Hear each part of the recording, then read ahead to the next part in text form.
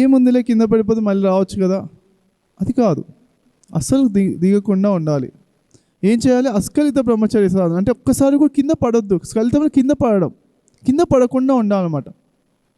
ప్రతి ఒక్క సెకండ్ కూడా ప్రయత్నించాలి. అయితే రిలాక్స్ అన్నవాళ్ళు అవుతా పనులు చేసుకున్నప్పుడు చిరునవ్వుతో బ్రహ్మానంద స్థితిలో, లోపల బయట అంత శక్తి ఒకటే, ఆ ఒక్క శక్తితో ఒక్కటితో నేను కనెక్షన్లో ఉన్నాను, ఆ దివ్య భావనతో అన్ని పనులు చేసుకోవాలి. తింటున్నా, బాత్రూమ్కి వెళ్తున్నా, ఆ సేవ చేస్తున్నా, ధ్యానం చేస్తున్నా. అస్ఖలిత బ్రహ్మచర్య సాధన, ఎప్పుడు చిరునవ్వుతో ఉండడం. దాన్ని ఏమన్నారు? చిరుమంద హాసం, ప్రసన్న వదనం అన్నారు. ప్రసన్న వదనంతో ఉండండి ఎప్పుడు కూడా. నేను ఉంటాను చాలా వరకు, ఎందుకంటే నాకు కెమెరా పెట్టాలి కాబట్టి ఉంటున్నా. ఓకే, నేర్చుకుంటున్నా కొంచెం. మీరు కూడా ఉండాలి, ఓకేనా? మీకు కూడా కెమెరా పెట్టా అనుకోండి, అవసరం అంతే.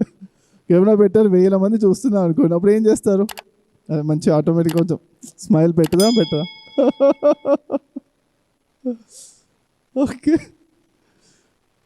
ఓకే ఉంటారా? స్మైల్తో ఎప్పుడు కూడా ప్రాక్టీస్ చేస్తున్నారు కదా. ఓకే, అస్ఖలిత బ్రహ్మచర్య సాధన అంటే ఇంకేదో కష్టపడమే లేదు. కెమెరా పెట్టి స్మైల్ అన్నప్పుడు ఎలా అయితే చిరునవ్వు మంచి పోజ్ ఇస్తాం, అలాంటి పోజ్లో ఎప్పుడు 24 గంటలు ఉండాలి. అదే ఓకే, ట్రై చేయాలి, ప్రయత్నిస్తూ ఉండాలి ఎప్పటికప్పుడు. ఒకసారి ఉండదు, మళ్ళీ ప్రయత్నించాలి.